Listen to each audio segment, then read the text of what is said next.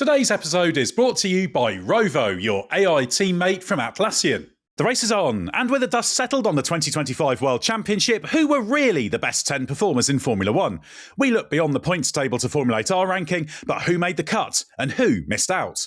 I'm Edd Straw, and joining me to discuss the top drivers of the season are Ben Anderson, Scott Mitchell-Malm, and Mark Hughes. Well, Mark, this is always a fun challenge, isn't it? Coming up with the top 10 drivers of the season. Don't know about you, but I found this one of the more challenging years. Yes, I think it was probably very, very close around the cutoff, wasn't it? I think maybe the top 6, 7 drivers sort of chose themselves and left it to us to put them in the right order. And then after that was probably about 7 or 8 that you could make a case for to put in the top 10. And obviously we don't have enough slots left. So yeah, it was quite tricky. Yeah, it says a lot about how good the depth of driver quality is in Formula One, that there's drivers, because we ranked everyone. There is a separate video with all of that. And there's drivers down in sort of 15th, 16th, 17th place who actually had pretty good seasons. So it tells you how difficult it is. How about you, Ben? You've been doing this for quite a while on and off. And did you have a similar kind of experience? Yeah, similar to Mark. I found, as ever, the sort of 10th place was really the crapshoot of this one. They were, I think, you know, as Mark mentioned, the sort of 7 obvious outstanding drivers, then probably another couple that you could pretty much lock in, and then it was, you know, pick your choice from kind of 5 or 6 other ones who were all kind of up and down through the season. So it'll be interesting to get in how we weighted different points of it. Exactly, and we're going to be going through that in this podcast. And Scott, you've kind of been seeking some outside assistance, haven't you, or at least some outside contribution? Yeah, not for my original suggestion when you asked for what I thought.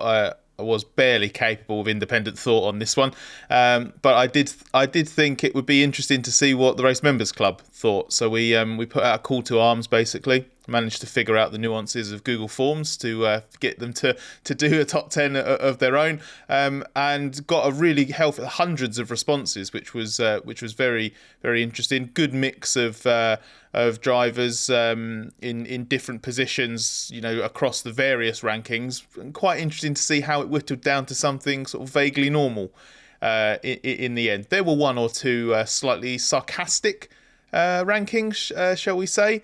Not really sure about the person that put Lance Stroll 1st through 10th, but such rankings were, shall we say, selectively dealt with. Chucked in the bin. Excellent. Well, you've always got to watch out for those ones. But I do really like the fact that obviously the Race Members Club community is really constructive discussions, and it's been fantastic all year. And if you're interested in that, hit the link in the episode description or go to Patreon and search for the race if you want to get involved, particularly with 26 set to be a big season. But actually, Scott, what you've done there is quite a good place to start, because we like to talk about a few of the drivers who didn't quite make the cut. So I would say that the Members Club is quite a good measure for that. So who was say the best ranked driver according to the Members Club who didn't make our 10? Yeah, so I'm just making sure that I don't get this wrong, because that would be very silly of me. So the driver that featured best in the members ranking actually was 9th in their ranking and didn't make our top 10 at all, and that's Ollie Bearman, who just edged out Alex Albon to 9th in the members ranking. That was, I mean, I agree with the members on this one. Not to get too much into, you know, dissent over exactly how we came to our top 10, but the point that, you know, both Ben and Mark mentioned in terms of that sort of bottom order of the rankings was really tricky, and I agonised over sort of 9th and 10th for a really long time. And in the end, I didn't feel like I could put Bearman particularly high, but I just felt the peaks and the way that he pulled his season together in the second half, I felt like he had to get into my top 10. He snuck into my top 10, but it's obviously a collective process. But I'm delighted. I feel vindicated by the Members Club choice. Yeah, I think Bearman basically ended up being kind of P10, P11 for all of us. Ben, did you have Bearman in yours? Yeah, he snuck into mine. It was a tight call between him, Kimi Antonelli, probably Alex Albon. They were like my 3 contenders. Everybody else who made my top 10, I think, by the end of the season were easily in.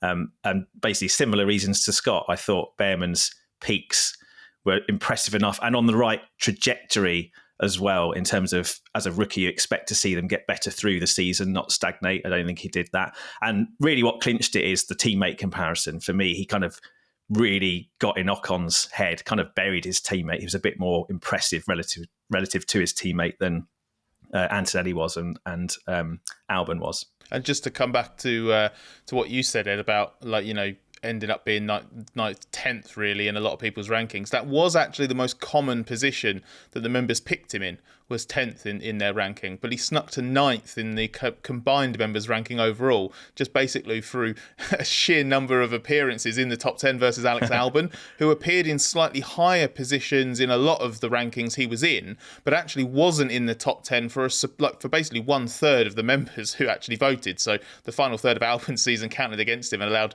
Behrman to sneak into 9th. He was basically flirting with the sort of bottom part of everybody's top 10, and the way that we've ended up doing it means he's just missed out, hasn't he, Ed? Yeah, and I think, Mark, you ended up with much the same as me. I had Behrman 11th, just missing out on the driver who was ranked 10th overall for us, who we'll get on to later. And it was a coin toss, really. I sort of, Behrman was the driver who I thought, yeah, he should be in the 10, and was really unlucky to miss out, because I thought we had a really impressive rookie season. But for me, it was the hit rate in the first half of the season, even for a rookie, wasn't quite there. Yeah, he was that early half of the season.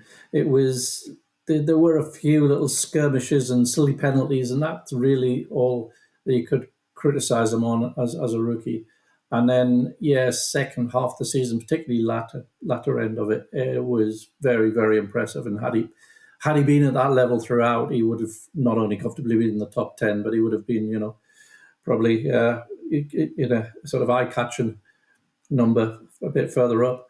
But I think everybody has their own way of assessing it, and I just try to sort of not have it too much biased in terms of recent events, and just try to remember the whole the average, if you like, and other people sometimes in your ratings you will make allowances for experience, but I've tried not to do that. I've just tried to assess where the level is at, rather than he's done well because as a rookie, he's done well considering sort of thing. I've tried not to do it like that. I've just tried to say, right, where's everybody at as an average of the season?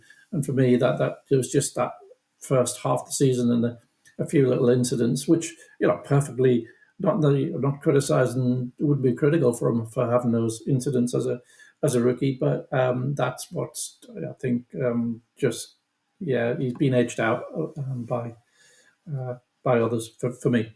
I'm quite interested in the recency bias question, particularly when it comes to rookies, because I feel like maybe I accept what Mark was saying about trying to kind of level it out across the board. But with rookies, it feels to me like they should be judged more recently because of the lack of experience. You kind of expecting them to progress through the year. But even in Behrman's case, whether you think that's legitimate or not, I always felt like the underlying pace was there, even when the car was more difficult, when he was a bit messier with his execution. So I think whether you judge him harsher for the early part of the season or not, the underlying performance was really strong, and that's probably enough to sneak him into the top 10, although I accept it is marginal. But what about the recency thing? Well, the recency thing, I agree that with the trajectory for a rookie, you look at that, and the trajectory of the season, even for experienced drivers, is relevant. But yeah, it just comes down to what you think the hit rate was. I think Behrman was particularly erratic in the first half. He had a few external bits of misfortune as well, but things like crashing under a red flag in the Silverstone pit entry, you just think, come on, you really shouldn't be doing that. So, but again, I'd be staggered if Behrman's not in the top 10 and potentially quite well up next season. I was really impressed with his year. Yeah, the way that you judge that experience thing, the frequency of mistakes and the severity of the mistakes, because Behrman's probably a good example of, there were a lot of weekends that weren't optimised in the first half of the year, but that's kind of, I don't think that would count against him a huge amount just in terms of a rookie analysis. It's the grid penalties for 2 red flag offences, the Monaco overtaking under red flags, but obviously the Silverstone crash being particularly bad, which just ends up it's when you then see it's like, okay, Bearman hasn't quite made it into our collective top 10. Okay, that doesn't quite match how I would view his season, but there's enough red flags, quite literally, in Bearman's case that I'm not going to argue it too hard that he falls just shy. Where did the members have Hamilton, Scott? Did he show up well? No, he did not. You probably won't be surprised to hear that he was nowhere near cracking the top 10. For the members. I'm just going to double check now just to make sure that I don't get this number wrong.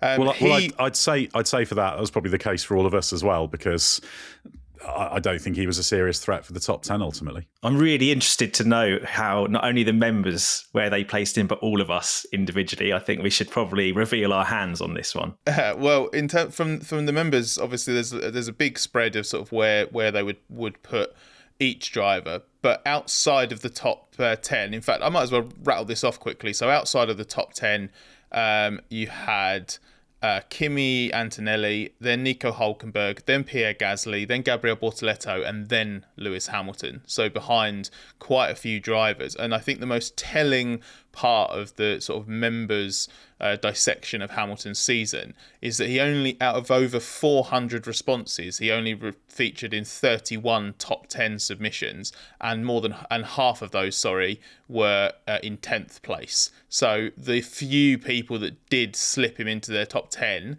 barely did it. And he would have. I'll be honest. I had such a little cluster of drivers around the top 10. My focus didn't really go beyond my own personal sort of 13 or 14, because there was just that group of drivers that I was basically were rowing over 9th and 10th in my rankings. But Hamilton didn't factor into that equation. So he wasn't in my top 14, I can tell you that much. Yeah, I think I had a look at him, because you want to try and have a look at every single driver and make their kind of best case. But Mark, I don't know about you, but I just didn't think there was much of a case to be made. Beyond the positive about his season was he scored pretty consistently about 2/3 of the points of Leclerc. So he was kind of rolling along, picking up points, but that's not really what Lewis Hamilton's there for. No, but I mean, even if you just didn't know his name or any of his history and just said, okay, this driver X in this Ferrari has performed this way this season, there's no way you could justify having him anywhere near the top 10. I'd got him 14, 15, something like that. Yeah, I think we had him there overall. We had him 14th overall, which was primarily based on that consistency. He slipped ahead of somebody like Gabriel Bortoleto, who, if you'd asked me mid-season, I'd have said he's probably going to be in the top 10, but his back end of the season was really patchy. And there's not a specific reason why Bortoleto, there wasn't a specific theme to that with Bortoleto, just things not coming together, which is a bit of a shame. So the trajectory of his season, coming back to what Ben was saying, was a bit disappointing. But it says a lot, doesn't it, Ben? Because Hamilton, not even being a real contender for the top 10, let alone not in it, given his history. I don't think he's ever been out of our top 10 or our personal top 10s while he's been in Formula One. So it tells you how bad this season's been. Yeah, it was statistically his worst ever season, isn't it? I know he's got more points than he did in his early seasons because the point system changed, but certainly since they brought the current point system in, it's well below par for him. And I got absolutely battered by Leclerc as well. We saw that dynamic of Hamilton just starting to creak a little bit under the pressure of George Russell over the years, but it was always so close. And then he kind of got the get out of jail free card in 24 of it being the last season, and going into the season knowing he was leaving. But if you contrast the excitement and all that crowd of tifosi at Fiorano when he first appeared in Ferrari red, and this expectation that it was going to be brilliant, probably also from him, he can't not have been infected by that a little bit to see the results he had. Some consistent points here and there, but just not really any peaks. Silverstone was fine, but a particularly bad weekend for Leclerc. But most of the time he was in Leclerc's shadow, and just to see Hamilton going out in Q1 so often in what should be an easy top 10 car most of the time, but also more worryingly looking a bit lost, sounding a bit lost, not having answers. I think of Austria, where actually that was quite a good weekend, and he came in behind Leclerc with a third and fourth, I think, with Verstappen out of the picture. But he was talking about how he couldn't understand how Leclerc was able to drive the car in the way he did, and I've not come across Hamilton a version of Hamilton who seems like he just doesn't have answers for what his teammate is doing. So I don't know if that got in his head the rest of the season or not, but considering how down he looked at the end, I think it's definitely one he throws in the bin. He looked to me a bit like the later version of Kimi Räikkönen, once the absolute fastest, best driver on the grid, but in his latter days, just not able to quite cut it with the top guys, certainly not consistently. And Antonelli, I guess, is the other one, isn't it, Scott, who's in there? He was in the mix for our top 10. Our top 10 was actually a 5-person team effort. John Noble was also part of it as well as us, but there's only so many people you can fit on a podcast. So I think he had Antonelli highest, and we almost won in the 10, but we ended up with him 12th overall. And I think my view on him was that I quite liked what he was doing towards the end of the season, but it was a patchy year, and okay, all the caveats about his age and experience, etc. But I just didn't think it was consistent enough a year to get him into the 10. Yeah, absolutely. And there's also that run in the sort of that middle third. Yes, obviously, clearly affected by the wrong direction that Mercedes went in with the car. But that in itself was obviously, it wasn't just the low points that Antonelli's season hit in that middle run in terms of results and performances. It was the fact that he couldn't adapt, and he admitted this when he came back up around towards the end of the first half of the season, when they went back on the suspension change, and he and Russell were immediately more competitive, but Antonelli was obviously a considerable step better than he had been in relative terms to before. And he admitted he hadn't done a good enough job getting on top of it. It obviously then set his season back at least a couple of months, 3 months, in terms of momentum, confidence. Imagine if he'd really been able to learn that car all the way through the first half of the year. You saw once they were basically not changing the car at all after the summer break, that Antonelli just seemed to get more and more and more confident. And the peaks that we saw in the final, I would say maybe quarter or third of the season, were a lot more like what I was expecting from Antonelli this year, given all of the hype from Mercedes itself, not just from us just imagining it or putting him on a pedestal just to tear him down or whatever. So it's a bit like Behrman, in that the bits that were really good, and generally the trajectory of the season was exactly what you'd like to see as a rookie, if you're going to compare like the worst bits to the best bits and the growth along the way. But I don't think there was kind of the underlying body of work through the parts of the season that were poor for Antonelli, whereas Behrman's worst bits were just the really crap self-inflicted stuff, basically. So I felt that Antonelli didn't quite merit in the top 10, and then I felt he had a slightly worse season than Behrman overall. And Mark, we should just briefly tick off Nico Hülkenberg, who ended up 13th in our rankings. Why didn't you put him in? Like quite often through his career, I felt there were too many missing weekends, especially for a guy of his experience. He was very impressive on his good days, really good, and throughout his career, he's been as good as anybody on his best days. But yeah, 5, 6, 7 weekends a year, just unremarkable performance, and shaded by his rookie teammate a little too often. Yeah, 9 points finishes for Hülkenberg, which was a decent return. But yeah, that was my reasoning as well. The way that midfield played out with how competitive it was, most of the drivers in the midfield, I don't know what it was like for you guys in terms of settling for your top 10 and then the positions just outside it, but most of those drivers basically had between a quarter of a season to a third of the season where they were either a bit anonymous, a bit underwhelming, had problems, just for whatever reason didn't get everything out of it that they could have. And it's quite interesting, I think, between not necessarily our vote, but just in surveying, how the members viewed it, and you see these big swings in how they perceived like the midfield, and how like the vote is kind of split in different phases, because in that midfield, around, while you have like Behrman, Alex Albon, Kimi Antonelli were kind of in a similar patch, there was then actually quite a big gap in terms of like the sort of fake points that they ended up accruing across all of the members' choices to Nico Hülkenberg, Pierre Gasly, Gabriel Bortoleto, Hamilton. So the people that were sort of thinking about those drivers just ended up based, as I say, like splitting that vote. So they did all feature like a reasonable amount at the foot of a few top 10s, but just they were trading those places with each other, while all the other midfield drivers just picked up like 8th, 9th and 10th in various rankings. And I think it was the same for us as well in the way that we chose it. And I thought that was quite an interesting kind of mirroring of the real life season, where they were really good a lot of the time, but they just weren't really good all of the time. I think a lot of it depends on the reference you take, doesn't it? You know, someone like Antonelli, who just missed out. You gave a good summary, Scott, of his season in terms of like underlying body of work and peaks, but he had the higher pressure situation of being in Mercedes. He had probably the toughest teammate reference of the rookies. It's how much you factor that in versus what he did. Bearman in a lower pressure environment, not the same level of teammate. How you weight that is kind of a subjective thing. And then sometimes drivers, I think Hülkenberg and Bortoleto are a great example of this. You can kind of cancel each other out a bit. If you take both of their seasons together or half of their seasons and put them together, you've got a top 10 driver probably. But Bortoleto, as Ed mentioned, trailed off too disappointingly, which is the opposite of what you expect from a rookie.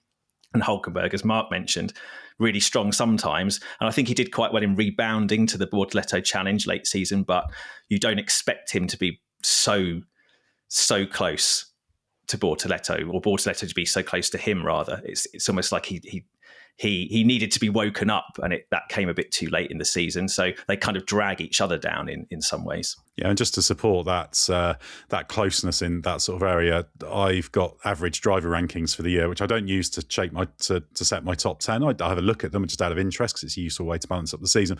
But I think there was a group of 7 drivers from about 9th through to 15th overall who were separated by basically one position on average. So it's so condensed in that midfield in so many different ways. Whatever way you look at it, it's really tight. Today's video is brought to you by Rovo, your AI teammate from Atlassian. Rovo connects knowledge, people and workflows so teams can work smarter and move faster. It helps people find answers, make decisions and automate work securely and with context through search, chat, agents and studio. Rovo runs on the Teamwork Graph, Atlassian's intelligent layer that unifies data across all of your first and third-party apps so no knowledge gets left behind, and so you always get personalised AI insights from day one. And the best news? It's already built into Jira, Confluence and Jira Service Management paid subscriptions, so the power of Rovo is already at your fingertips. Know the feeling when AI turns from tool to teammate. If you Rovo, you know. Discover Rovo, AI that knows your business, powered by Atlassian. Get started at ROV, as in victory, o.com today.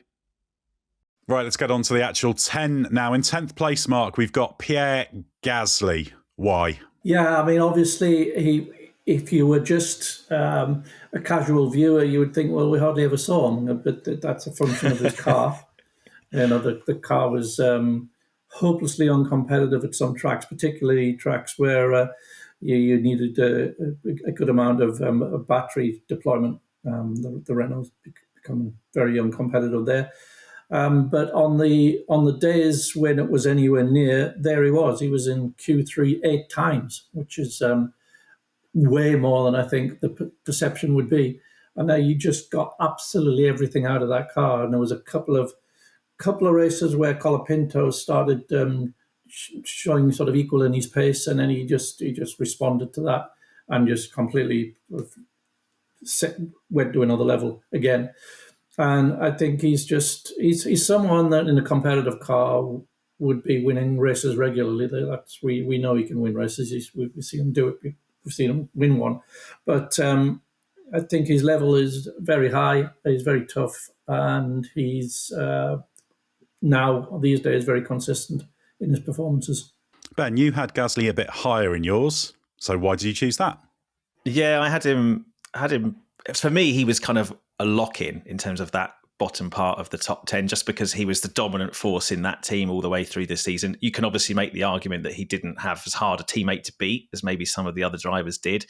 But as Mark mentioned, in a hopelessly uncompetitive situation, he was dragging a car that didn't belong in Q3 into Q3 quite often, scored 22 points in a car that really was less than a marginal points contender most of the time.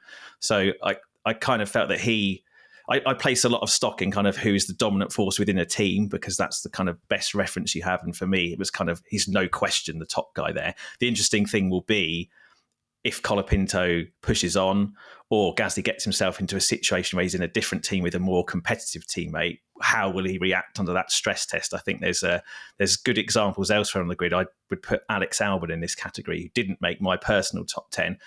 Started the season really strongly, but once Carlos Sainz found his feet, I just felt like Albon was buckling a little bit. And that's the one question I still have over Gasly. I want to see him kind of stress tested in that way. But as far as this season's work goes, I think he was as outstanding as he could be, really, in that car. Yeah, he has some very strong performances. Silverstone really stood out. Hulkenberg got all the attention, but actually Gasly was number one in my rankings on that weekend. Now, Scott, you went the other way with Gasly.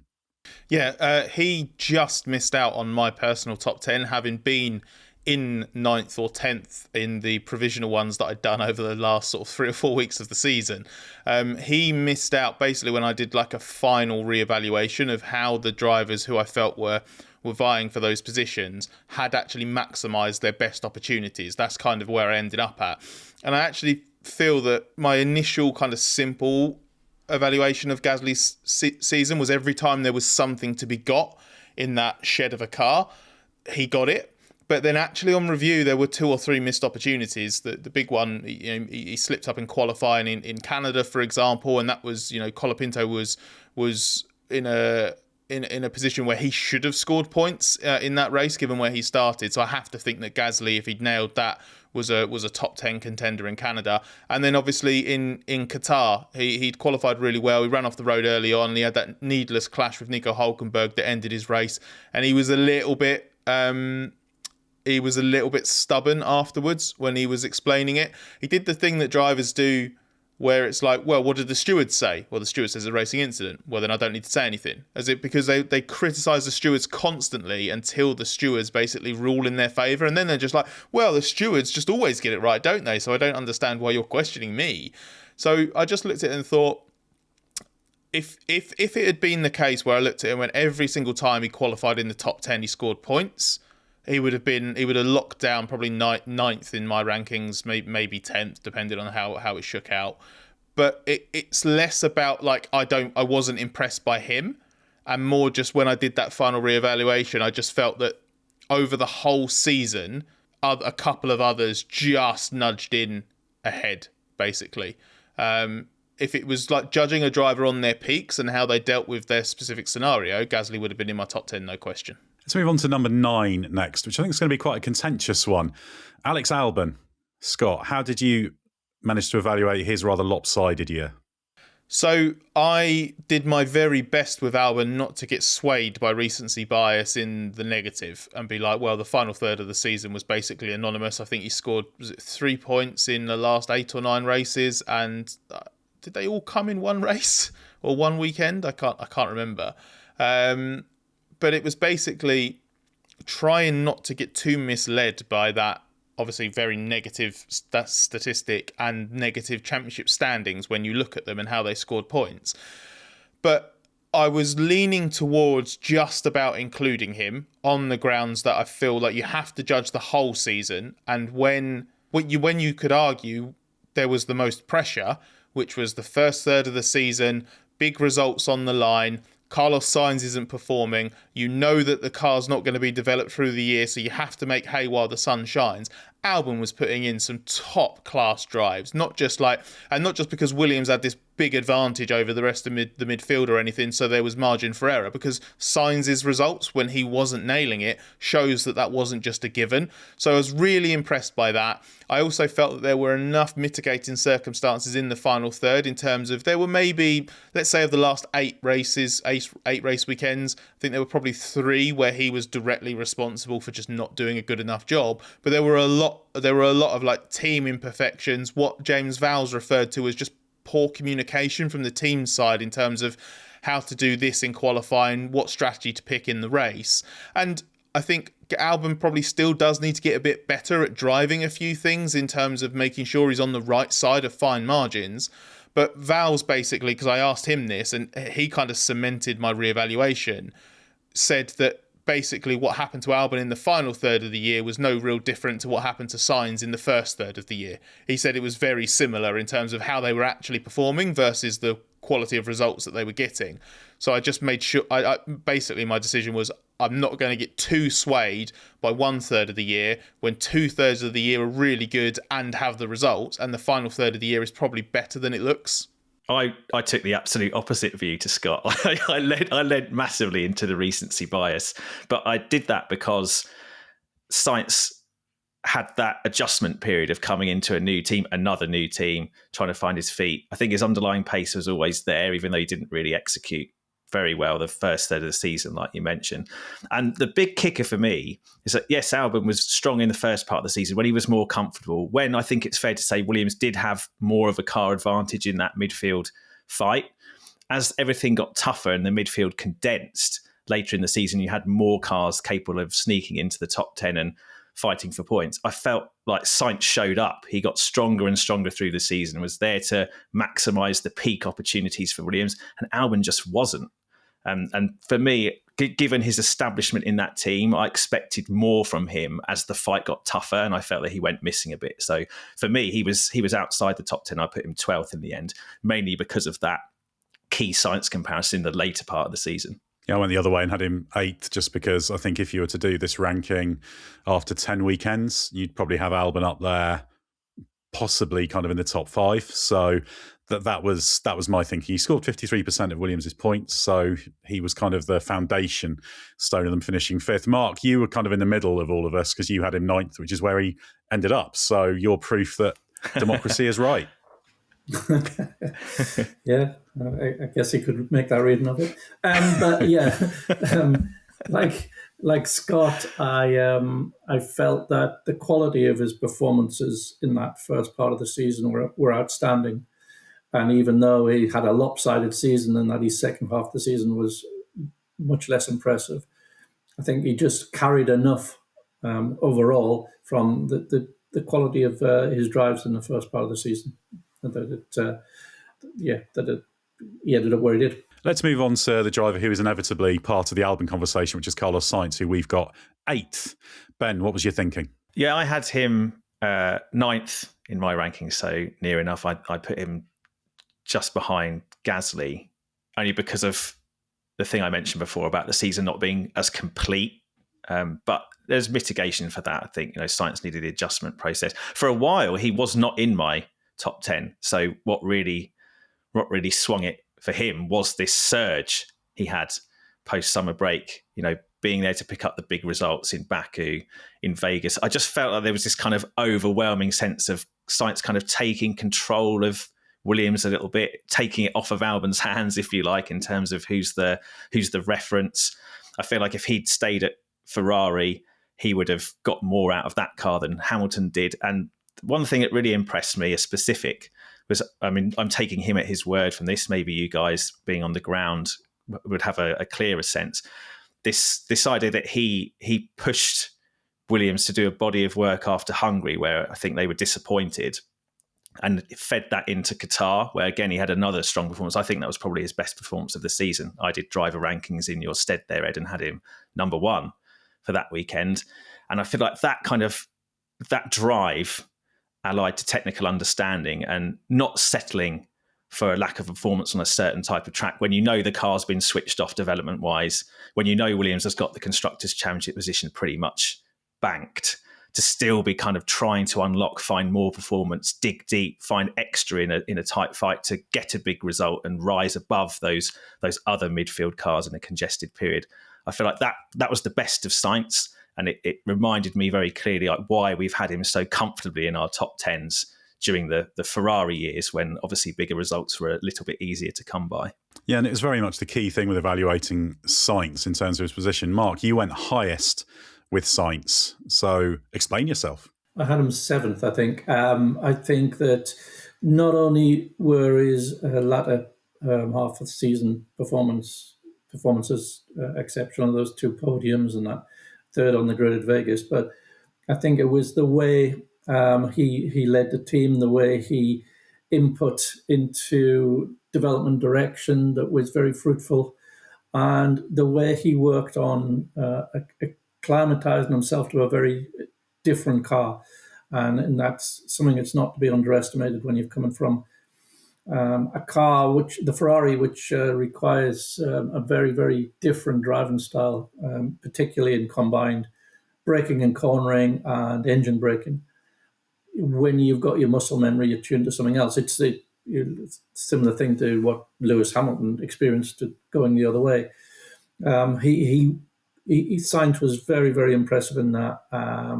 He is one of those quality drivers that I think if all the top 5 or 6 teams had identically competitive cars, he would be one of the drivers fighting for the world championship. And I think there's a lot of drivers with maybe more headline grabbing sort of nowness that wouldn't. And I think he's just like a solid baseline, and he will always come through. He will always get there in the end. He'll always work it out, and when he does, it's at a very high level. And I think that's just where he's at. And yeah, he's only down to 7th because of that first half season of adaptation. Now, I had him 9th in mine, and that was partly down to the fact that if you look at average driver rankings, which I do glance at, but I actually had him 14th. So he's actually the biggest disparity in that. So there's a little bit of there were all sorts of reasons why things weren't coming together in the first half of the season. Actually, I don't think actual speed was a big problem after the first few races, but there was a bit of execution there for me, so that's why I ended up with him 9th. And Sainz, you had Sainz. I'm calling you Sainz, Scott. Scott, you had Sainz in 8th in your list, so you were bang on the money in terms of our final ranking. It's nice to get something right. I think it's just a good opportunity because there's not really much to add beyond what Ben and Mark were saying in particular, but good opportunity to just flag that, what I was saying with Albon, for example, it wasn't necessarily in, an attempted justification to say he was the better Williams driver. I feel that Sainz had the better season overall. Yeah, they both had this kind of season that sort of swung different ways around the middle point. Sainz's season only got better. Albon's season only seemed to get worse. But when you have the mitigation of the change of teams, for example, you have the extra pressure, the tightness, this midfield just getting more and more condensed in the final part, and what Sainz was able to do within that. Plus, Albon himself admits, a lot of what he learned from Sainz this year wasn't from the driving side. It was the way he was going about things within the team, the way he was approaching certain meetings. James Vowles said that the way he works with the aero department and the vehicle dynamics teams to be able to try and optimize setup and go in a direction on setup through the year rather than just, when you talk about development vaguely in terms of a 2026 direction or whatever. So yeah, there was a lot to like there.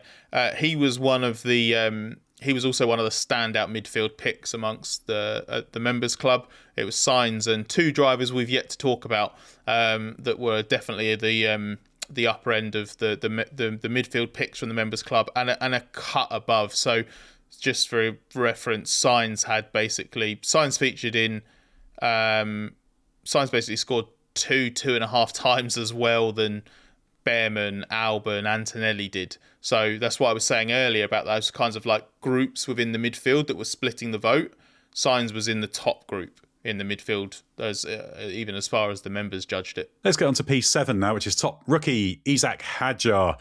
Always tricky to rank rookies, Mark. You've addressed earlier how you try and remove the rookiedom partly from the equation. So how difficult was it to place Hadjar? I think you had him maybe one place lower in your list. Yeah, I think I had him 8. It could have been 7, could have been 8. I think it was very close. He was, I thought, remarkable. I think obviously the best rookie of the season. And not only were there several specific moments of brilliance, but he didn't appear to be a rookie in that there were no peaks and troughs. He was just delivering all the time. And then you add that to things like his Dutch Grand Prix, where he just shadowed Verstappen all the way through to take his first podium, and really was very little in it between Verstappen and him. Obviously, Verstappen got the headlines. in his home race, but Hadjar was shadowing him pretty much. Early laps, FP1 in Vegas, so the track's like an ice rink. He's never been there before. There's walls all around at very high speed. He goes out there, never been to the place before. He was the quickest guy for ages. It was him and Leclerc just sort of gone back to back. And he's just, completely confident and at ease.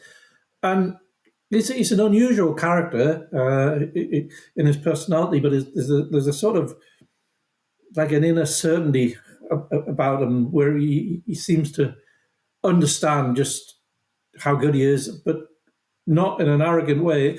He's also seems to be quite open to where he needs to develop, how he needs, where he can learn from. I think it's going to be fascinating watching him alongside Verstappen at Red Bull. And I think he's not going to go in there and beat Verstappen, but I think he's not going to. I honestly don't think he's going to get buried there. I think his career will survive it, unlike many others who have got into that seat. So, yeah, I do think he was the best rookie, and I think he probably surpassed anyone's expectations in that. I think the best stat to show how well Hadjar did was he only went out in Q1 twice. That's in 30 sessions. That includes sprint qualifyings. And the only drivers with better Q1 records than that are the top five.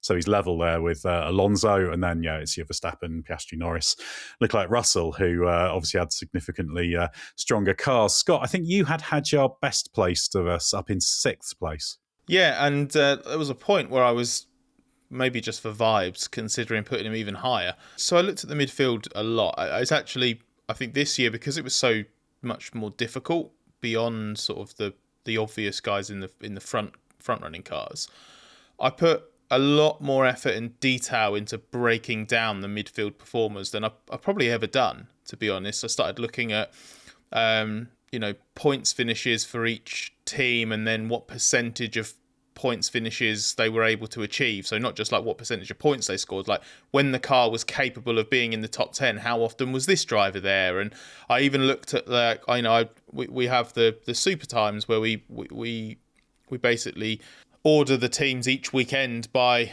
the fastest lap time that car's done, and then I looked at that over the year and basically tallied up how many times each of the teams had the best car or the fastest car, and what sort of the median position of the team was over the course of the year. And the Racing Bulls came out really well in a lot of things, actually, even though it was fractionally slower than the Williams on average, like outright pace.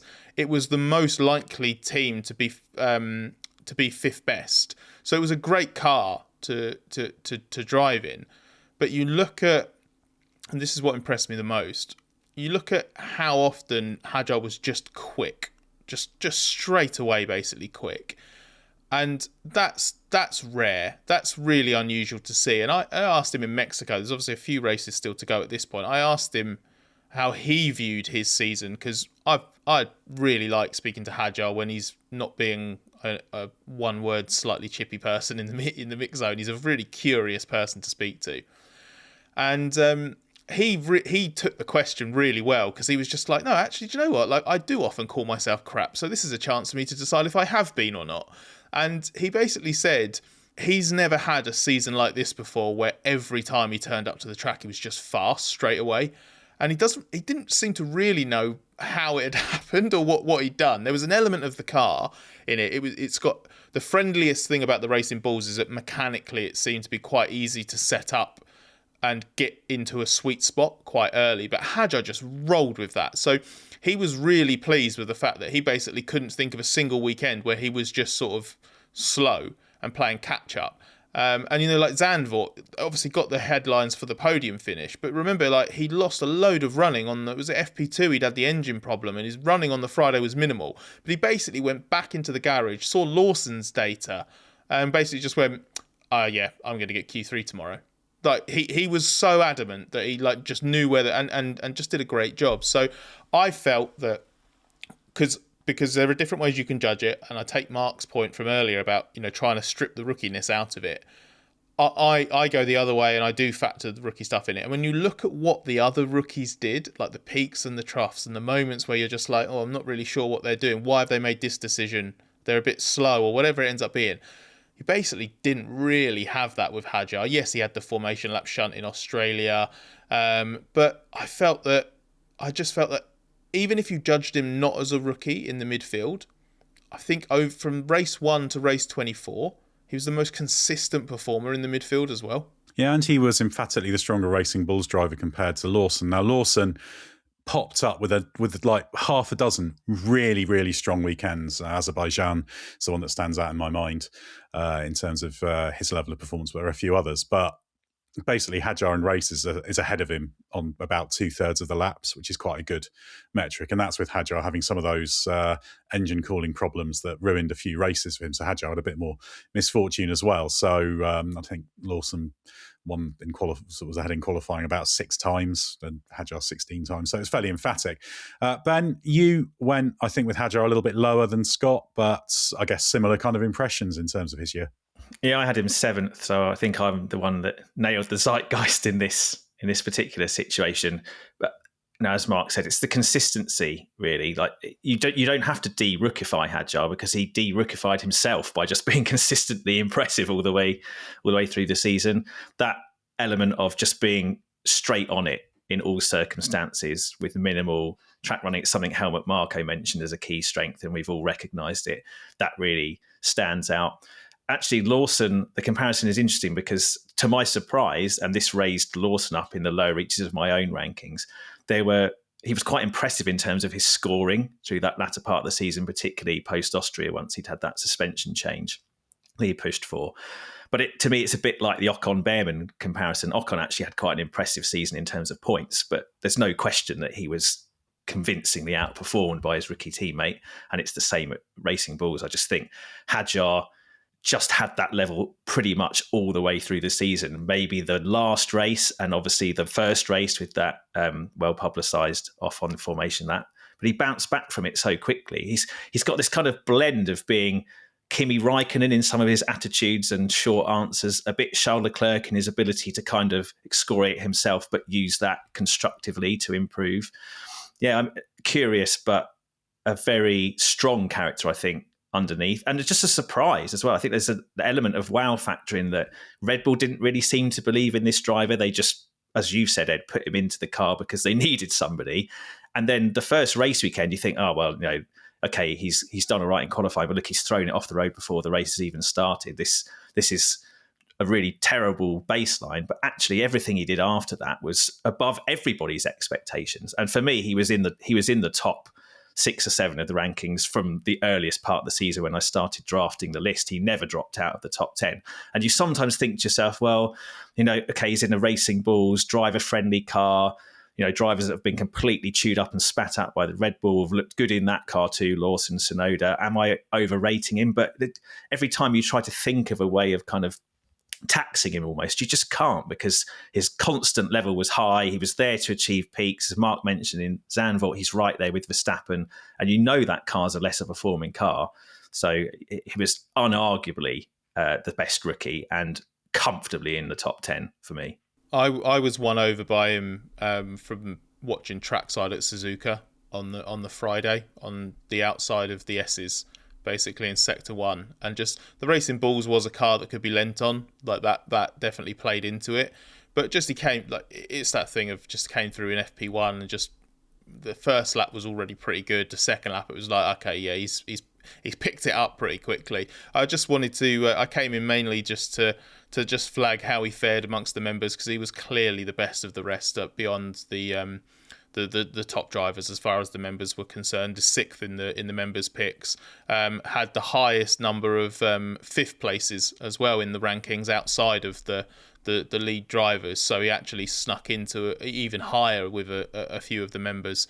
And yeah, just whether he was like 5th, 6th, 7th or 8th in the members' rankings, like he was right up there in just so many of them, whereas the other drivers in the midfield are just kind of like up and down and effectively taking points off each other in rankings terms. But Hadjar was, yeah, he was the he was the most popular pick for 6th place. He ended up 6th overall in their choices. And yeah, so I'm at one with the members club on this. Well, let's move into the top 6 now. 6th place, Scott, is Fernando Alonso, another driver who had a reasonable spread of rankings between us. Yes, I think I had him 7th in my top 10. He was as low as 8th in the members club choices. And the point I was going to make about Fernando, the members club picks have ended up kind of illustrating it really nicely. So I mentioned earlier, I did this big midfield analysis, trying to just not necessarily decide by numbers, but just having all of these different statistical elements. And none of them really came out particularly well with Alonso. Percentage share of points, nothing, not completely one-sided. Number of, or like average qualifying position was very good. Average race result, relatively uninspiring. Percentage of races he could have scored points and did score points, not particularly stunning, because there were some slightly fortunate or circumstantial Lance Stroll points finishes and other ones where Fernando encountered trouble, so didn't. So you actually do a big statistical breakdown of Alonso's season, and it looks a little bit, not underwhelming, but it doesn't look special. And that just doesn't match the eye test. Like when you see so much of the year, he's just performing and he's just almost always there. Even if the Aston might be so that was the thing that was most interesting. As I from my calculations, I reckon the Aston was more than likely going to be the 7th or 8th fastest car on any given weekend. But Alonso was nowhere near in that sort of 13th to 15th range, was he? He was always so much higher than that. So I actually do think he was outperforming the car a large amount of the time. And that kind of contrast between how it looks when you try and assess it with an overview versus how it feels in the moment, I feels borne out by how he fared in that members club pick, in that when he's basically picked by the members, he's picked really highly, but he's also just a surprisingly low number of top tens. So he's missed out on the top 10 a lot, with quite, I would say about a third of the members that have made their choices, which I think reflects the fact that there's just too many weekends where the Aston just looks a bit meh and he's not really in the picture or whatever. So basically, if you thought Alonso was good, you thought he was really good. And if you didn't think he was good, he just didn't really get on your radar. I think the points tally compared to Stroll is misleading. Again, if you look at that number of race laps ahead, so this is the number of race laps both complete, where one or the other is ahead. Alonso's ahead 79% of the time, which is a very big number, which tells you that, Stroll wasn't really at the same, anything like the same level. And Alonso lost points in races like, you've had points at Monaco, but he had that ERS problem. A few mistakes, though, as well for Alonso, that they did happen. Qatar spin most recently. Mark, you went high with Alonso, didn't you? You had him 4th. Yeah, and I had to argue with myself quite a bit to do that. That would have made a good podcast. Mark Hughes argues with himself. I thought, if he was in the McLaren, would he have beat either or both of the McLaren drivers? And I came to the conclusion that over the season he would have done, yes. If you translated his level of performance in the Aston into the McLaren. I think what tends to skew the perceptions a little bit is just how patchy the Aston was. So we know it was a mediocre car, but it was sometimes a diabolically bad car, and other times it was a respectably good car. So when it was diabolically bad, he had it in the midfield, which was in actuality punching way above its weight, but it would be a fairly ordinary position for it to be in on one of its good weekends. But it invariably was, putting it in top 6 in Q3 or, something like that when it was working well. So it was a much more patchy car than the other midfield cars. And I think that's sort of skewed perceptions, because he was always well above the car. He outperformed Stroll by a bigger margin this year than any he's ever done, which might be Stroll falling off. We don't know that. I'm not absolutely confident in where I've put him and in that assessment, because you can't know whether such an iffy car and an unrated teammate. But I suspect he was performing better this year than he has in the last 3 or 4, and I'm really, really looking forward to him getting into a quick Adrian Newey Aston Martin next year to see where we're really at. Ben, we both went sixth with Alonso, so John Noble did as well, in fact. So he was unanimously in our kind of top sevens, I think that would put it. So, we're all pretty convinced with him, aren't we? Yeah, I think so. I mean, there's a little bit of a midfield tax for me that just restricts him from going a bit higher. I mean, like Mark, I wrestled with it and thought, well, actually, he could go top 4, maybe ahead of the McLaren drivers. But it's very difficult to know. We can only hypothesize on plugging him into that car. He's going to be good, but because he's been up against Stroll for so long, who we know is not at that level, you just can't know exactly how he's going to respond when he's got someone like a Norris or even a Piastri as his teammate, even if the car's more competitive. But once you discount Hamilton, Alonso is, for me, the most outstanding driver of all the rest, because in the midfield, which is obviously where the Aston is at the moment, if you're going to bet your house on a guy to do the job in a race weekend, it's still going to be him, despite the age and everything else. He's the guy who just as Mark says, it feels like he's outperforming the car, even if you can't be absolutely sure all of the time. Just relentlessly good. And Qatar, I think, is a interesting example race for me, because yes, there was the spin, but it felt all weekend like he was massively outperforming the car on a quite challenging circuit, and maybe not the ideal Aston Martin circuit either. And as I kind of mentioned with Lewis before, appearing at times to not have an answer for what Leclerc was doing in the other car, this was a weekend where Stroll actually openly admitted he just didn't know how Alonso was doing what he was doing with the same car. He felt like he was at the limit and he was going out comfortably in Q1, whereas Alonso was like in the top 6, in the top 4 at points at that weekend. It was just absolutely outstanding, and it just doesn't seem to drop away. The early part of the season, there was a few mistakes, but the car was noticeably worse in that run of races up to Imola. I felt like once they got that floor situation sorted out from Imola onwards, and you had a kind of more stable Aston Martin, Alonso just went with it, and you saw the best of him most often. Yeah, still a bit irritable and whatnot, but you would be when you've been waiting as long as he has for a properly competitive car. Yeah, and even that run of 8 events early on when he didn't score any points, there were a number of them that were very strong. Saudi was good, Imola was really good, Monaco was good. So there was some misfortune in that, as well as a couple of self-inflicted things. Right, let's move into the top 5 now. And we've got Oscar Piastri in 5th place, Ben. Yes, I had him slightly lower in mine. I had him behind Alonso in 6th. Honestly, he was much higher than this for most of the season. What did for Piastri for me was just that run of races in the final part of the championship when the pressure was really on, and Norris stepped up and dominated weekends like Mexico, was much stronger in the US, and Piastri just struggled. He didn't have an answer, and that for me is why he can't be any higher, because up to that point he was probably in the top 2 or 3, especially given his experience. I mean, you said, Ed, that he was driving more like a 4th-year driver than a 3rd-year driver, and that is sometimes hard to compute how complete he looks already, considering he hasn't done much Formula One. But Mark has said this as well: if you're good enough, when the title opportunity comes and the car is there to do the job, you have to do it. There's no excuse of, I've only done this many years or this many races. And at the point where he needed to find an answer to go with Norris, he couldn't do it. So for me, that had to drop him down in the kind of group of the absolute top drivers in the top cars. Yeah, he held on to 5th for me, and partly that was because he showed in Qatar that he could kind of pick himself up at the end, and there were probably 3 races you could say he's unfortunate not to win. Certainly Qatar, Hungary, where the wrong strategy happened to give Norris victory, and then Silverstone, where it was sort of self-inflicted the shenanigans at the restart. But there's 3 wins there that kind of he'd earned. So yeah, but at the same time, he should have won the championship. He had the championship within his grasp. And I guess, Mark, I think you had Piastri 6 as well. So that's the key thing for you there, isn't it? Yeah, and plus the things that Ben was talking about, just, that Austin, Mexico, sort of run where he was just struggling to find any pace at all.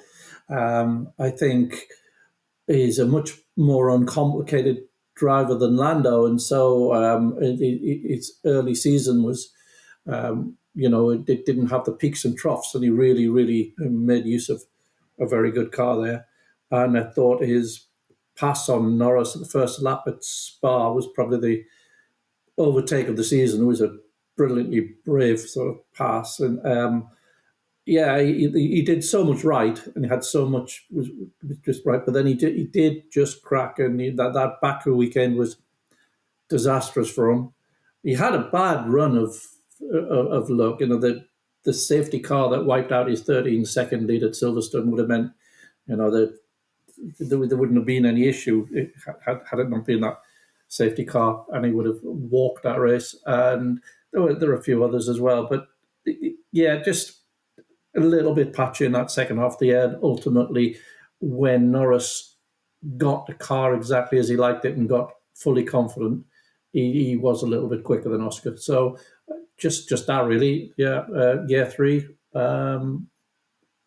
amazing performance, in perspective, but just wasn't quite able to step up to the next level when that opportunity was there. You went fifth for Piastri, Scott, so very much in line with the overall. How about the members? Where were they? He fared slightly better. He was fourth in the members' pick, but not really in contention for higher than he was actually. His most commonly picked position by the members was third, but it was sort of third, fourth, fifth were his most common. Whereas it wasn't really a factor above that. The only thing I would add on Piastri's season to before is what's cost him really for me isn't actually that pace, the run where he was just a bit slower or a lot slower in the case of Mexico. It's the self-inflicted big mistakes. It's those ones where he's thrown away bigger results. The 2 sprint crashes, that's actually a chunky amount of points there that would have made a difference. The Baku nightmare, obviously the quali crash, the bad start, then the crash on the first lap, just getting all a bit bothered basically. I can excuse things like sliding off in Australia because yes, he was the second McLaren in that moment, but it was basically potluck how much you slid off once you actually got on the grass. So stuff like that I don't mind, and the pace I don't mind because he is only a third year. It's just ultimately, did he make more and more costly mistakes than the others at the top end of the championship? I think he did. The reason I agonised over it a little bit is because apart from obviously making a few more mistakes and not getting the title over the line, I think he had in a lot of ways a better season than Norris did. They won the same number of races. He led more laps and more kilometres. So I think if you looked at it from an experience point of view, I think Piastri's overachieved versus what would have been expected against Norris. It's just once you have it in that the place he had it, to make I can excuse the weekends where it doesn't quite come together and the pressure's a little bit tricky to manage, but just like outright crashing out, whatever, like just too many big errors like that. I would say I was impressed with the final 2 weekends. He was the better McLaren driver over the final 2 weekends of the season. So you could argue that if the season had gone on a bit longer and Norris had spent a little bit more time as the person in the lead of the championship, maybe the pressure would have got to him if we're saying that the pressure got to Piastri or he didn't handle it quite as well as he could have. But the season's only 24 races long. If it had been slightly shorter, he'd have been world champion. If it had been slightly longer, it might have been world champion. But it wasn't, and he wasn't. Right, we'll move on to possibly our most contentious placing, possibly not. Interested to hear what the reactions are. Lando Norris, fourth, the world champion. Mark, what did you make of him? Yeah, you take his season as a whole, and he did have sticky moments, and he wasn't quite as regularly on the pace as Piastri in the first part of the season. His highs were incredibly high, and I think he was as quick as anyone once he got the car as he liked it, and once he got his confidence. The sort of back end of the season around that Austin time.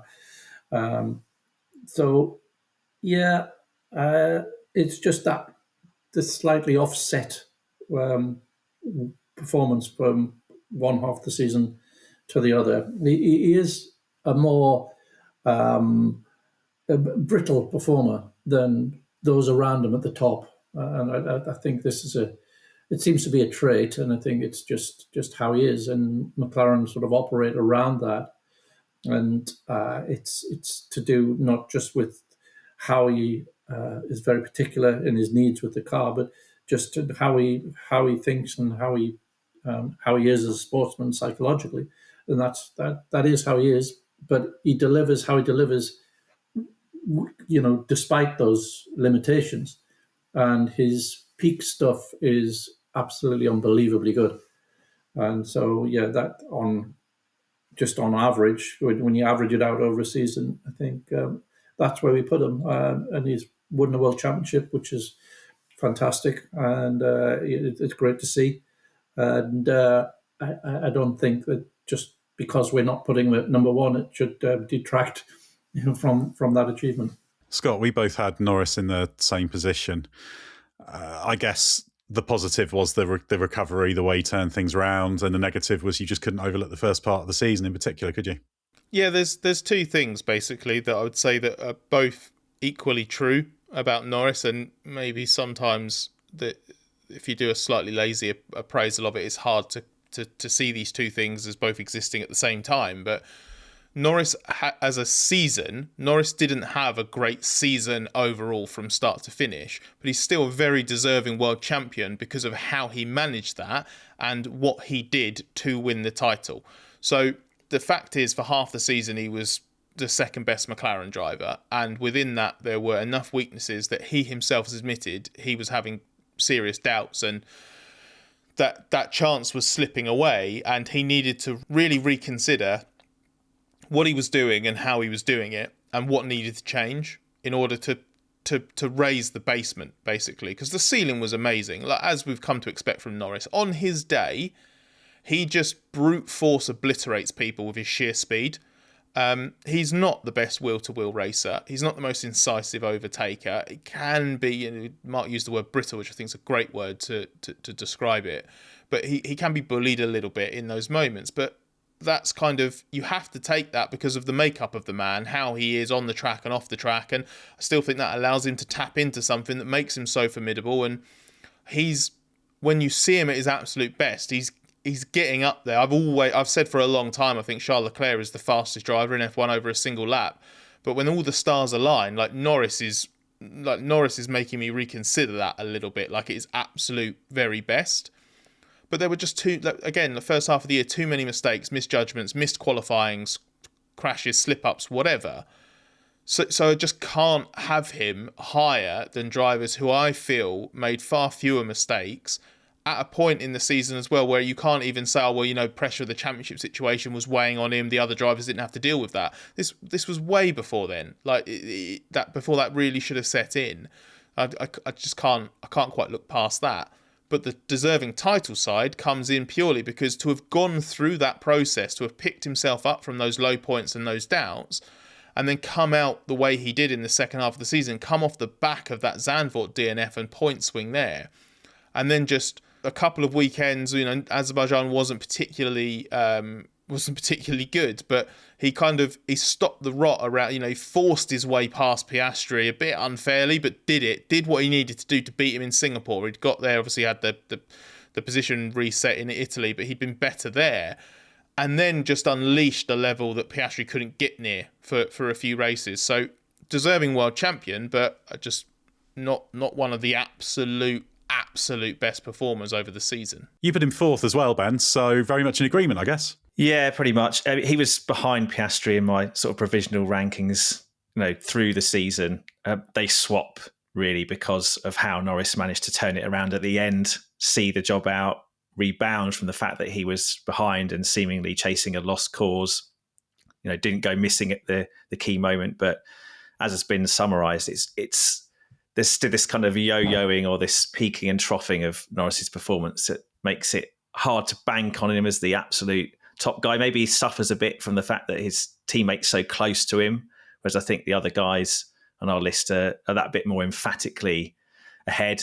But I mean, it feels to me like if you were to put, Mark wrestled with the Alonso question, but if you were to put Leclerc, Russell, Verstappen in that car instead of Norris, I just feel like that championship is nowhere near as close as it ended up being. He just hasn't quite got that robustness, that consistency of performance. It feels a bit Jenson Button-y to me, that he needs the car to be in a very specific place, and if it's in that place, he can be absolutely devastating like he was in Mexico, but it's really impossible to achieve that window across the the spread of the season. So a driver, maybe Piastri will get there with a bit more experience, but I think other drivers with a bit more adaptability, a bit more flexibility in the way they go racing, a bit more mental strength, a bit less brittle, are going to beat Norris over the course of a season, even if there are going to be weekends where he's untouchable. Let's get on to the top three now. In third place is Ferrari's Charles Leclerc, despite a very winless season,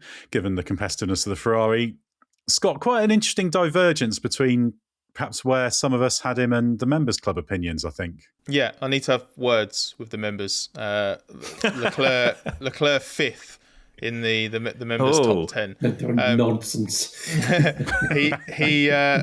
And fifth basically through just a sort of general undervaluing of the season. And when I say that, I'm not being like seriously overly critical of how they've judged it, but undervaluing in the sense that, he's not, he had a reasonable number of people that actually picked him second, but then just wasn't a stunning number of people's top three or even really top four. The most common position that he was put was fifth, and he ended up fifth as a result of that. And I do just disagree with it. I think there's so few things you could point to and say, oh, well, clearly he's missed a chance there, or he should have done better with this.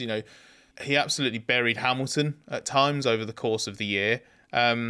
I thought Abu Dhabi, and I'm in danger of recency bias here because it's the last race, but it's a really good. Join me, Scott. Join me. But it's just a really good example of the whole season, which is that Leclerc's got absolutely no business even being a potential irritant in that race, like he was to Lando Norris for, basically, the first stint really, and maybe a little bit afterwards, but those early laps when he was really trying to take advantage, he's basically desperately hanging on with a car that does not want to be there.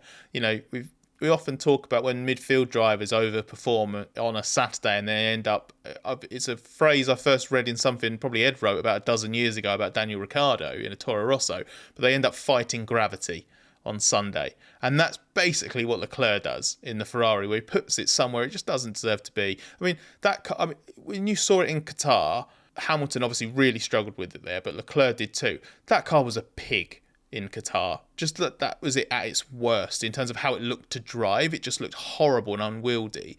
And I think if I look back over the year, there are some moments where Charles Leclerc is Charles Leclerc and he gets a little bit carried away and he does something a little bit careless or whatever. And I'm not going to pretend that I think Leclerc maximised his result on every possible occasion, but I really struggle to see how a single other driver could or would have got more out of that Ferrari.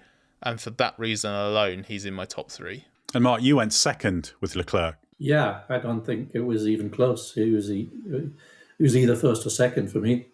And I think that car was nowhere near a front row car. He put it on the front row 6 times or 7 times, including a pole. Monaco, he was absolutely mind-blowing. The through to back. And, you see afterwards the GPS, and it shows the gears as well as the speed. And apparently when the McLaren drivers looked at that, Norris sort of said to Piastri, said, Jesus, could you do that? And Piastri said, I think you should try it first. It's just absolutely, beyond anybody's imagination that it was possible to do that. No, he's dragging that car in places it's got absolutely no business being. That was a dog of a Ferrari this year. And Hamilton joined at a very unfortunate time. But, when Hamilton says, I don't know how he's doing this, he's just echoing what people like Sebastian Vettel have been saying as well. Vettel, remember, said he is the most talented teammate I have ever had. He's unbelievably good. He's just been ill-served by a team for the last however many years, 7 years. He's just a multiple world champion that isn't getting his car. Yeah, it's very much the one thing missing from his season through no fault of his own. He wasn't able to consistently measure himself against the championship contenders, sadly. But yeah, there was nothing he could do about that. Did Leclerc suffer anything? Did he fall into the midfield tax bracket for you? No, he didn't, because even though the Ferrari was bad, it wasn't a midfield car. Maybe some weekends it looked like it, but it just wasn't a car that allowed him to compete for wins properly. Leclerc's just outstanding. He's an automatic top three almost every season because you just know he's going to deliver. Yeah, there'll be some wayward moments and some periods where he makes mistakes. Like Silverstone obviously was a particularly bad race where he loses confidence in the team. But how can you not when you've been at Ferrari as long as he has?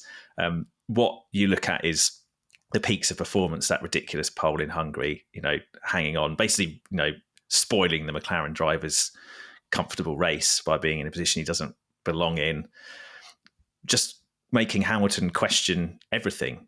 How does Leclerc do it? How does he drive in the way he does and keep the tyres alive? The Abu Dhabi example is brilliant in terms of just playing to his strengths as a driver too, being able to utilise the car in a way that doesn't penalise him with front graining in the same way as others. It's a bit like Monza last year, a race he did win against the McLarens because he was better at that than Norris and Piastri were, and he is. And then you just see as the stint wears on and the McLaren gets more comfortable and the limitation moves towards the rear, then Leclerc just falls away because the car's not good enough to go with it. If the car's better, if he's in the McLaren, he probably wins the championship. I just think he didn't make my top two just because I felt like throughout the whole of the season he wasn't absolutely as consistent as George Russell. But I mean, you could argue the toss really for me in terms of 2 or 3, and definitely he was never going to be lower just because of the gaps in their seasons that the McLaren drivers and others left. And it is worth just lobbing in quickly that Leclerc did still score 7 podiums, I think, in a car that Hamilton couldn't score a single one in a Grand Prix. And whatever you think about Lewis Hamilton and where he may or may not be, his motivation, his decline over the course of the season, where his head was at the end, 7-0 on podiums is ridiculous. Now let's move up to number 2 now, which is George Russell. I found Russell v Leclerc really, really tight. The thing that clinched it for me with Russell is I think no driver had a sort of higher basement. No driver made fewer sort of significant mistakes than Russell. That kind of got him over the line, but it was really, really close. What did you make of him, Ben? Yeah, similar to you, really. He was in my top 2 throughout the whole season. I think in the first part of the season, now switching from my recency bias that I've lent on for the rest of the podcast, he was unquestionably in the top 2. He was pushing Verstappen for number 1 probably in the earliest part of the season. And then just the way Antonelli came on a bit strong at the end, and there were a couple of weekends where he didn't have the answer. I mean, Miami, he found the answer, didn't he, by race day, but he was behind Antonelli in Miami in the early part of that weekend. Brazil, he was chasing him a bit. That second stint in Vegas where Antonelli was able to push through the front graining in a way Russell couldn't. Abu Dhabi, the pace kind of disappeared as well. But Russell was always there. He was always qualifying. It's kind of similar to Leclerc. He's qualifying the car really higher than it should be, and then trying to defy gravity in the races. But when there were opportunities to take big results and win races, he did it. I felt like Russell had his most complete season probably.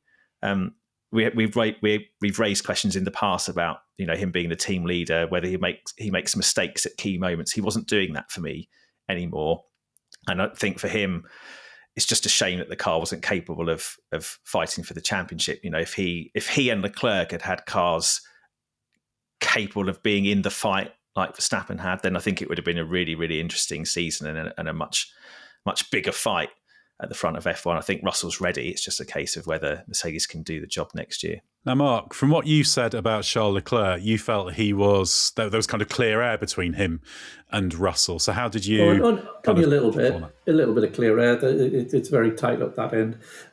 I thought Russell was absolutely... Dirty air then, Mark. Yeah, turbulent air. I thought Russell was absolutely flawless this season. Fantastic. And he was every opportunity that was there from that car, he converted, and those 2 victories were absolutely perfectly executed. He put it in. The car was not a bad car. It was a much better car than the Ferrari overall, but it didn't have the agility of the Red Bull once the Red Bull got its new wing from second half of the season really, and it just didn't have the poise of the McLaren. But it could be hustled along pretty quickly, and Russell was fantastically good at doing that.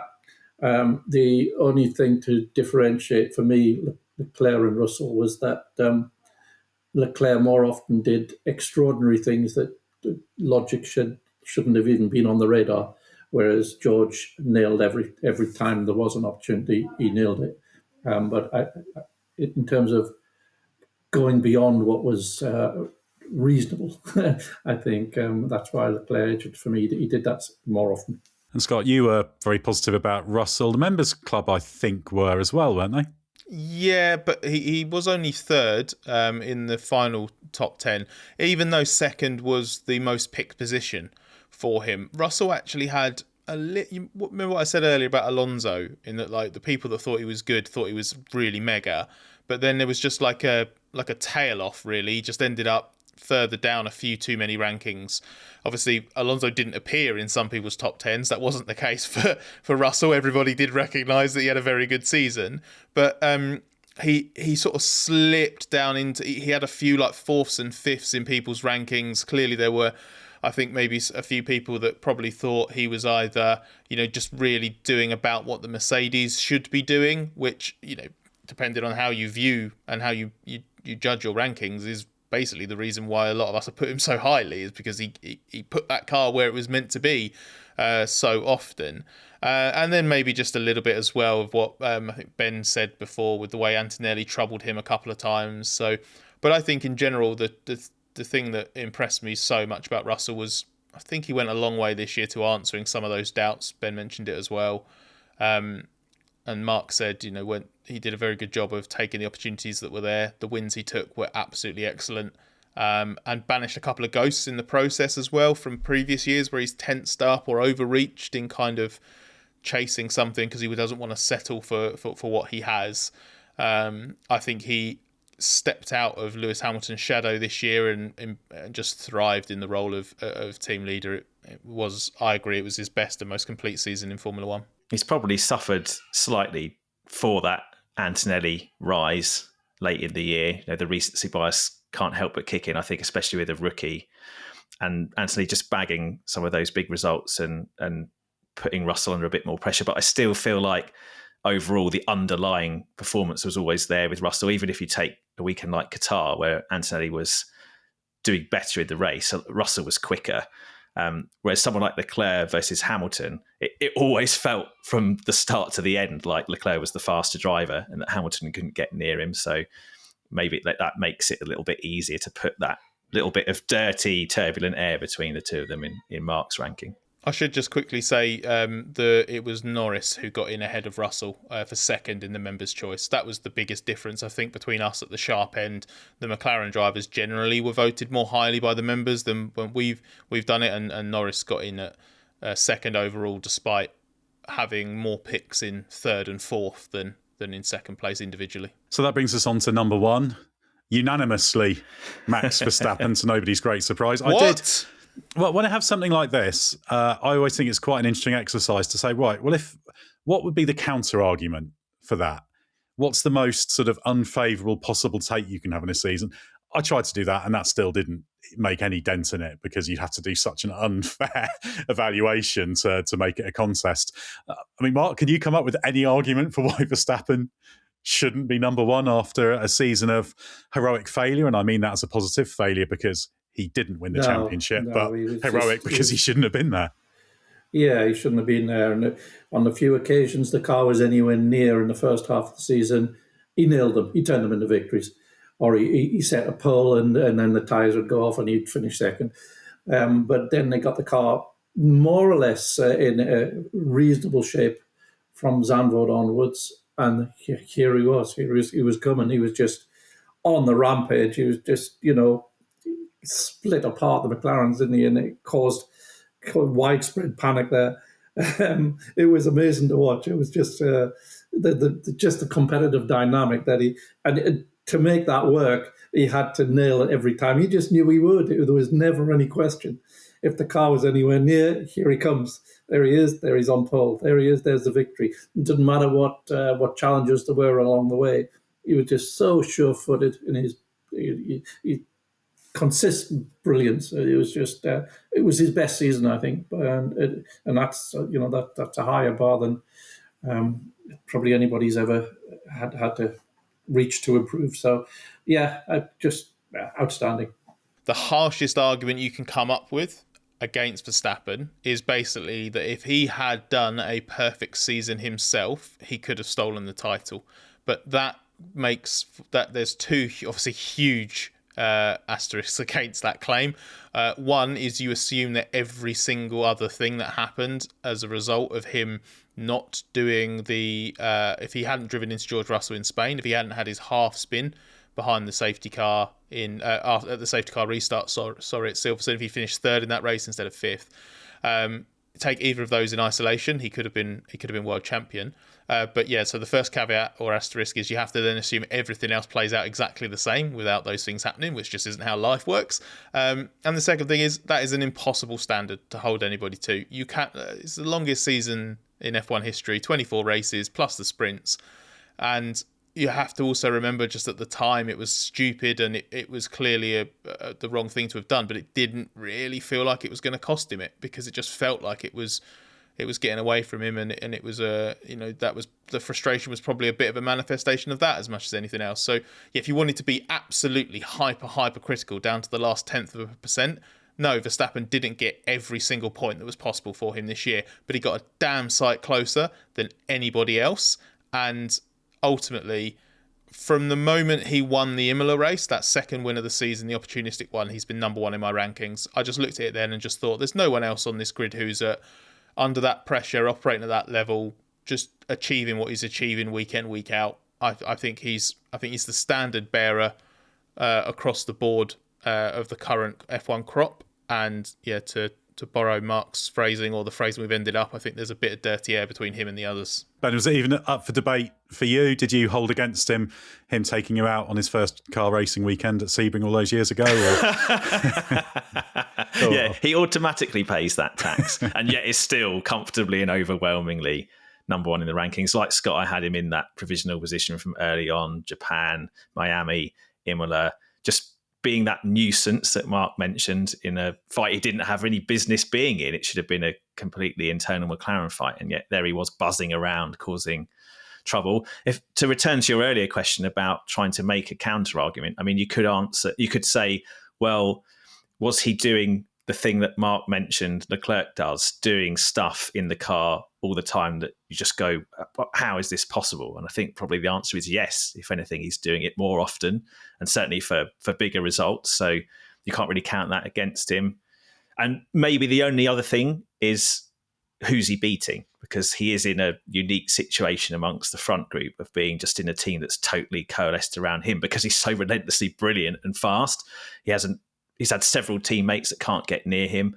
And you just never know if that's just a function of them not being good enough, or whether there's just a coalescence of performance around him, the sole focus being on him.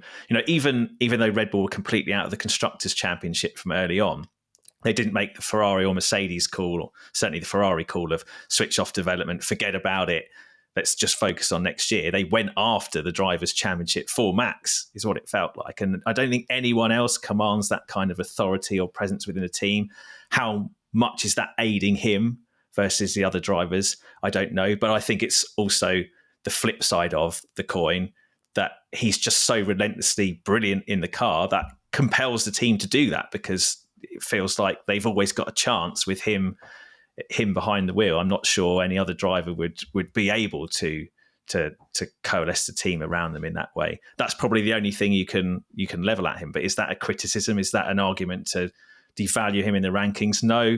And even if you want to use it, it probably only makes him a slightly lesser number one than we all have him as. Yeah, just another chapter in his growing book of greatness, frankly. I don't think there's any doubt that he's an all-time great, and there could be many, many more years to come. So great top tens there. I'll quickly list ours again as a reminder. So 10th, Pierre Gasly, 9th, Alex Albon, 8th, Carlos Sainz, 7th, Isaac Hadjar, 6th, Fernando Alonso, 5th, Oscar Piastri, 4th, Lando Norris, 3rd, Charles Leclerc, 2nd, George Russell, and 1st, Max Verstappen. So thanks everybody for your contributions to that. And of course, John Noble as well, who also voted. And thanks as well to the Race Members Club and all those votes we had that Scott's been working his way through. Do you want to quickly read out the Members Club top 10 to finish off, Scott? Yeah, so 10th, Alex Albon, 9th, Ollie Behrman, 8th, Fernando Alonso, 7th, Carlos Sainz, 6th, Isaac Hadjar, 5th, Charles Leclerc, 4th, Oscar Piastri, 3rd, George Russell, 2nd, Lando Norris, and 1st, Jack Doohan. Absolutely. That was the shock. 21st. Jack Doohan sneaking in with a late mention there at the end of the podcast after his 6th race. Taking a break from consecutive crashes at Degner in his Super Formula test this week. Yes, that's been a tricky 3 days for him, but sounds like he will be there full time next year. So good luck to him. Well, unexpected note to end on with a bit of Jack Doohan chat. Thanks to everybody who voted. Thanks to Scott, Ben, and Mark. And we're going to keep on podcasting through the off season. So stay with us for everything you need to know from the world of Formula One.